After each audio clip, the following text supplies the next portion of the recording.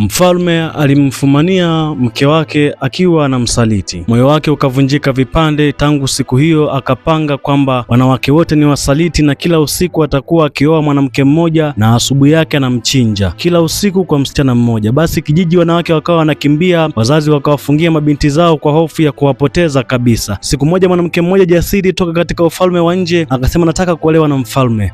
Watu wakamshangaa sana, hata wazazi wake wakabaki wanashangaa, nini hiki tena, mwanangu unataka kujitoa muhanga? Akasema hapana, nimempenda jinsi alivyo. Usiku ulipofika bwana, mfalme akawa anajiandaa kwa usiku ule, lakini mwanamke yule akasema leo nitakusimulia hadithi, niache nikusimulie. Mfalme akasema hakuna shida na kusikiliza. Mwanamke akaendelea kusimulia simulizi nzuri isiyokwisha yenye visa vya kushangaza iliyovuta umakini wa mfalme na kumpumbaza. Wakati hata hadithi haijafika mwisho, jua likawa limechomoza, lakini mfalme akasema niambie, kisa kiliendeleaje? Mwanamke akasema usiku ujao nitakumalizia. Asubuhi ilipofika, walipokuja wauaji akawaambia msijali, ngoja kesho.